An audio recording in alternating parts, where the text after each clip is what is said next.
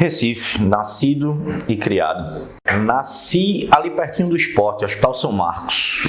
Pela história que meus pais me contam, eles foram morar primeiro no Jequiá, depois a gente foi morar em Setúbal, onde ali é perto do Madre de Deus hoje. Edifício Forestier, número 611. Lá em Setúbal eu fiquei acho que até os 7 anos de idade, depois a gente foi morar em Maceió, meu pai foi transferido, e aí a gente passou acho que 3 ou 4 anos, depois em 90 a gente voltou, e aí foi quando eu fui morar em Candeias, e desde então estou por lá, zona sul aqui da região metropolitana de Recife.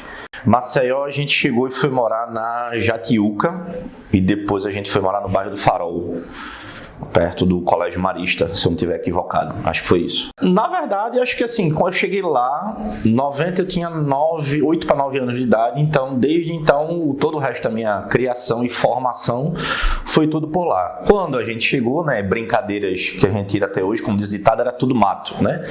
E aí hoje, em razão de todo o crescimento, inclusive depois, né, do que houve com o swap, né, muita coisa cresceu, mercado imobiliário, e aí hoje se desenvolveu, mas continua, graças a Deus, um bairro bem tranquilo para morar.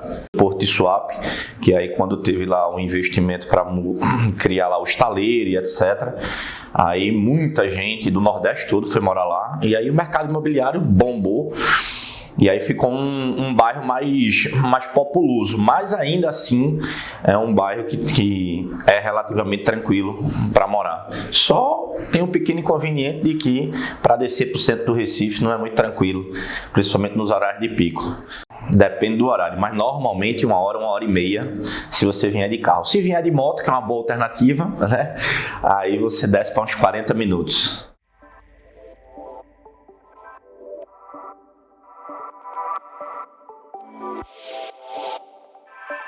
Quando eu cheguei em Candeias, eu estudei no colégio Coração de Maria, onde hoje não funciona mais, hoje é uma academia, Selfit.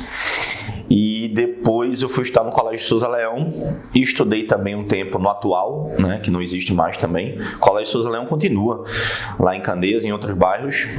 E eu terminei o científico, né, que hoje é diferente, né, o primeiro, segundo e terceiro ano eu terminei no Souza Leão.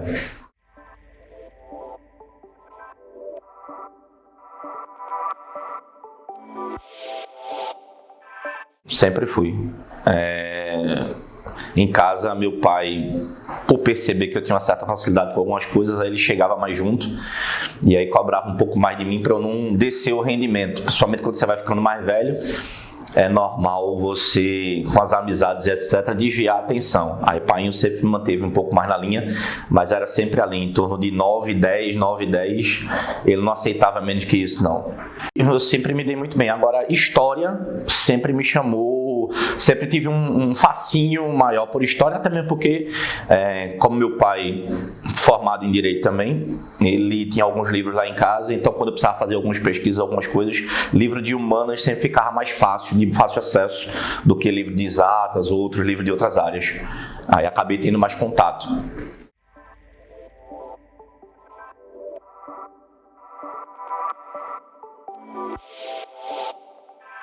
Na Católica foi segunda opção, porque a minha primeira opção foi, na verdade, um curso que hoje foi unificado na Federal, que era Desenho Industrial, Projeto do Produto, porque como eu sei desenhar, aí, né, além de História, eu sabia muito bem Geometria, e aí, na época que o vestibular não era unificado, que hoje é o Enem, aí as primeiras e segunda fase, a segunda fase que a gente fazia da prova da Federal, as 3 disciplinas eram Português, Geometria e História.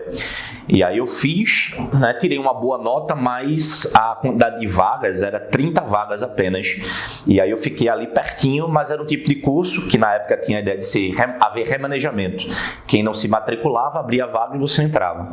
E aí quando eu fui fazer esse vestibular, meu pai deu a sugestão, né? Como eu tinha o hábito de ler muito, ele disse, por que você não faz Direito também, como segunda opção na Católica? Porque na época não tinha a quantidade de faculdade que tem hoje, então só era praticamente aqui na região metropolitana Católica, Federal, Universidade de Pernambuco, e tinha aqui ainda a Faculdade de Olinda, que é a ESO, né? E aí meu pai disse, faça lá na Católica, Porque se não passar num e passar no outro, né, a gente vê como é que a gente desenrola. E aí eu não fui chamado na Federal, passei na Católica, comecei.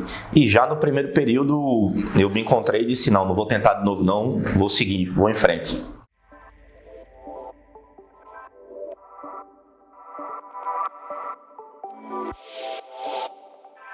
Desenho à mão livre. O desenho geométrico foi...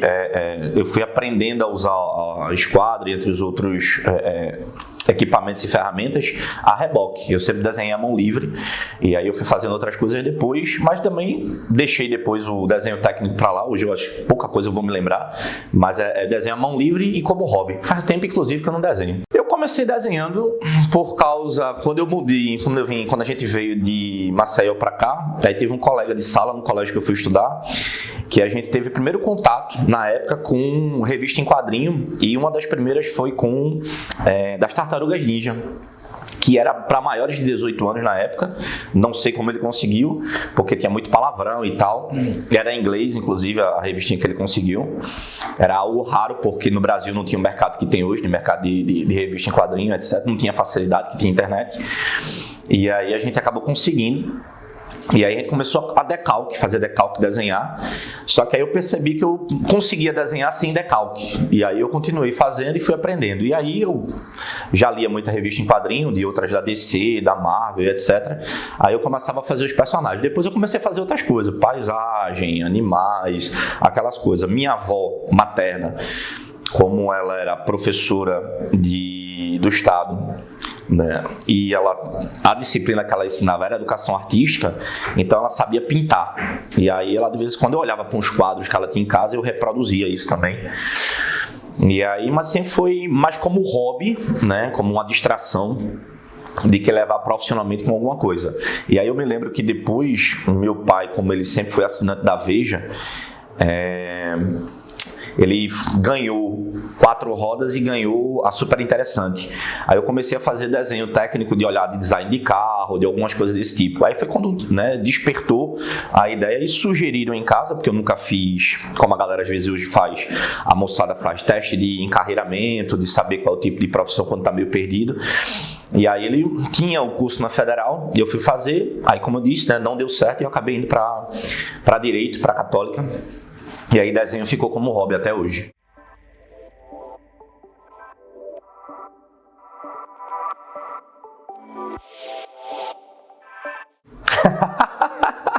Rapaz, eu gosto igual dos dois. Eu não sou nem Marvete, nem Decenalta, como a galera fala na internet. São personagens diferentes, embora sejam órfãos, né? Mas cada um tem um apelo diferente. E aí a DC, o que me puxa, né? É porque eu peguei uma época, né? Já adolescente ali, em que já tinha, né, as graphic novels feitas com as histórias mais sérias, com Frank Miller, né? Eu esqueci o nome do outro londrino agora, que fez também as principais séries de Batman, e ficou um pouco mais séria, pegada diferente. E o que me chamou a atenção na Marvel, foi além do Homem-Aranha, que é o herói de entrada da meninada, geralmente procura o Homem-Aranha, porque tem uma identificação, que é o cara do colegial, liso, sofrendo para estudar e ser um super-herói. Os X-Men, acho que foram as primeiras revistas em quadrinho que eu tenho, X-Men e Justiceiro. Aí depois você vai comprando as outras. Mas de um determinado tempo eu fiquei consumindo mais DC, deixei um pouco Marvel um pouco de lado, porque você vai ficando mais velho, aí vai tendo um apelo melhor de pegar histórias mais sérias e etc. E eu também fui meio precoce, porque desde pequeno meu pai se acostumou a me levar para cinema e ver filmes de adultos, não filme de criança. E aí eu também gosto muito, uma coisa que eu perco muito tempo é assistindo filmes antigos e etc. E aí um adolescente vendo um filme como vai ver O Poderoso Chefão, a trilogia, entre outros filmes, acaba gostando de coisa de um tipo de enredo tem um pouco mais de história, vamos assim dizer.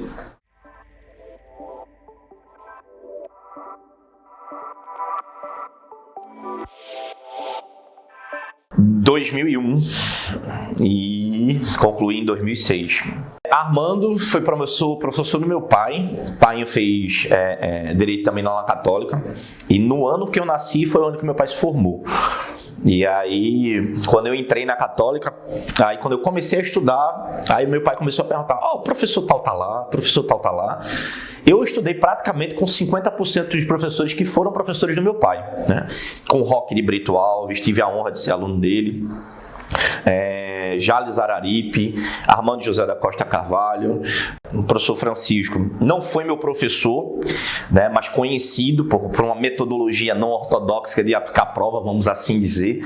Professores muito bons, eu tenho boas lembranças de boa parte deles, outras lembranças não tão boas assim, né, porque quer queira ou quer não, o homem é fruto do seu tempo, e aí chega a meninada nova, feito hoje, né, a gente que é professor, eu que sou professor de graduação, a gente encontra as novas gerações e a gente às vezes estranha e depois a gente se adapta. Tem gente que se adapta melhor, tem gente que não, né?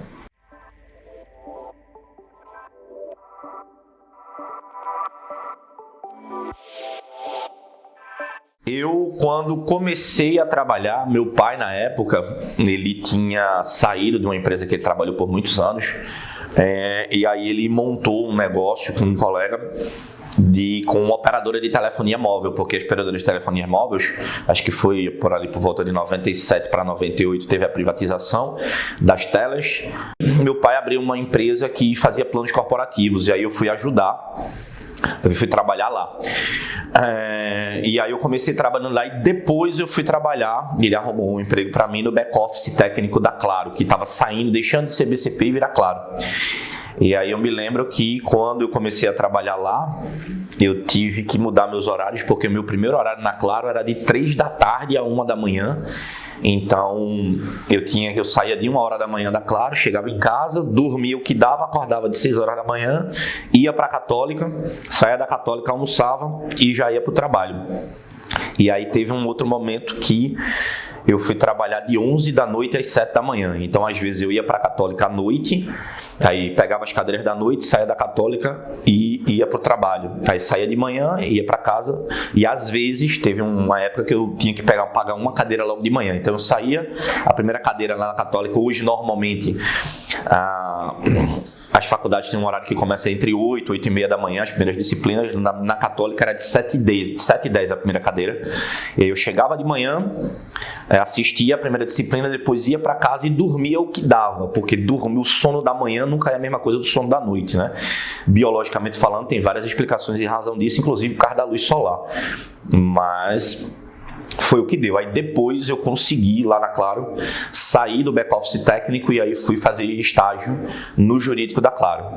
Aí foi quando eu bati praticamente todos os juizados especiais da região metropolitana do Recife e dos interiores. Eu lembro de ter ido para juizado especial de Paulista até Garanhuns, o que tinha de bronca de consumo, né? Alô, meu amigo Felipe Menezes, né? O que tinha de bronca de relação de consumo, eu ia como preposto.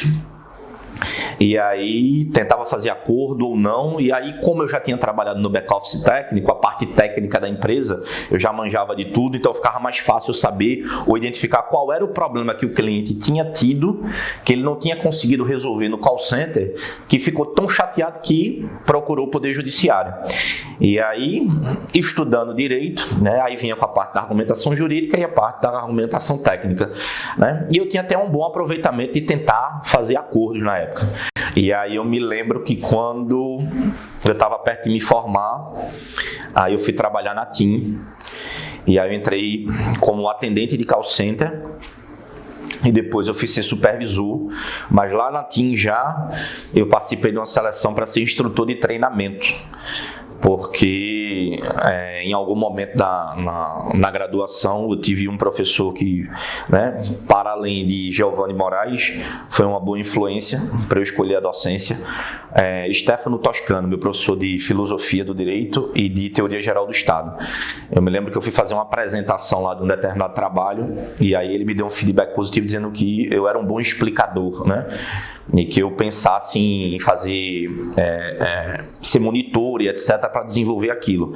Aí eu tive um outro professor também muito bom, José Elias Moura de Boa Rocha, promotor civil. O pai dele foi um dos grandes processualistas do país.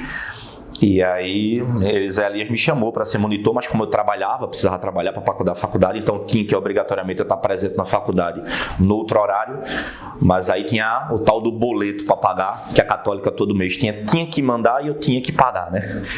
E aí não deu, acabou chocando. E aí lá na TIM, voltando, eu fui ser instrutor, me selecionaram para ser supervisor, mas eu ficava como instrutor de treinamento. Então foi quando eu comecei também a ter a oportunidade de desenvolver a questão de explicar coisas, né? De explicar coisas da melhor forma possível.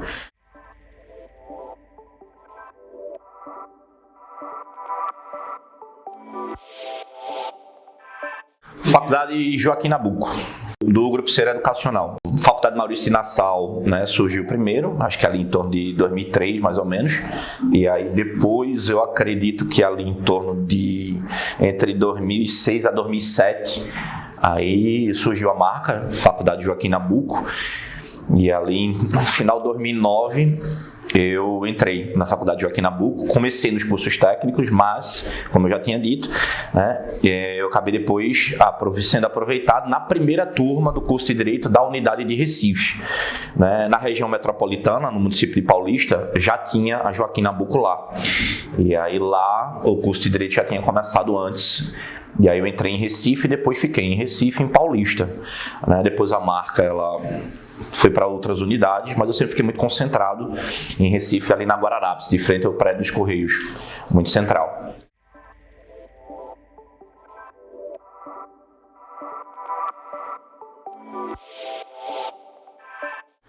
Em cursos, o primeiro curso de preparatório que eu fui dar aula foi aqui no Juiz, né, um curso online, em 2017, a gente começou, quando foi em janeiro de 2018, a coordenação à época, né, falou para mim, porque ela tinha sido minha aluna, na pós-graduação da ESA, né, que eu também há muito bom tempo sou professor de pós-graduação, a ESA, que é a Escola de Ensino Superior da Advocacia, né, aqui do estado de Pernambuco.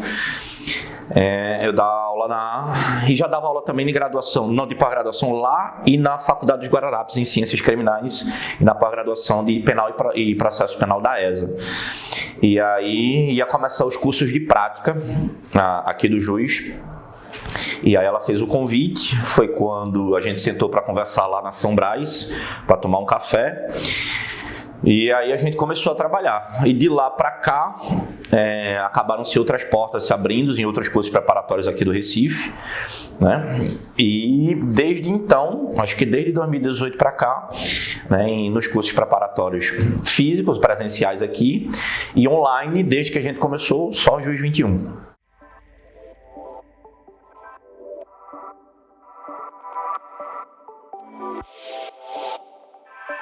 Sinceramente falando, Giovanni, quando a gente começou, né, e aí naquele bate-papo que a gente disse, em que você explanou como é que seria a ideia do projeto e etc., como eu já tinha sido aluno seu presencial e depois eu fui assistir a tua migração, quando você migrou no comecinho, né, quando teve uma expansão dos cursos online, na época em que a internet nem era tão boa quanto era hoje, né, que foi um grande desafio, né, eu já imaginava enquanto aluno, né, naquela época, como é que seria você imaginar ter uma interação com alguém, né, sem ela existir, porque em sala de aula, e aí eu tenho ainda essa predileção pelo presencial, porque você tem uma troca e você tem uma percepção imediata da reação do aluno quando ele olha para você, até quando você sabe que ele diz que entendeu um assunto, mas a gente sabe que ele não entendeu, e aí você pega no olhar e em algum gesto, e aí você explica novamente. No online, eu sempre imaginei como é que seria você tentar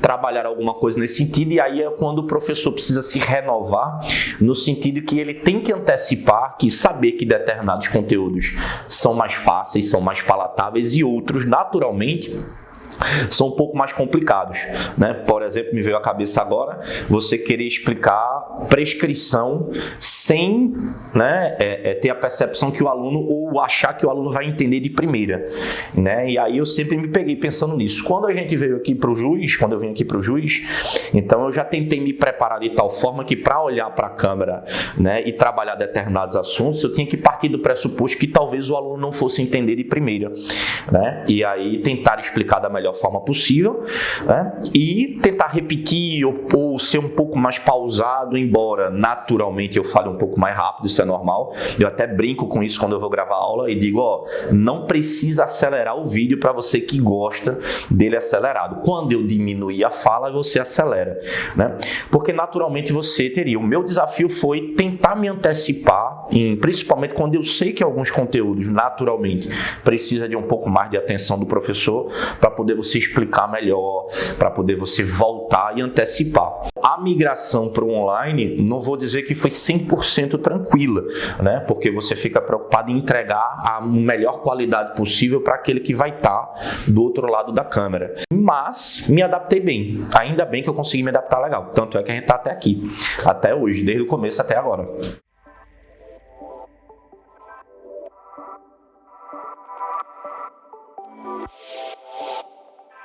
Continuem.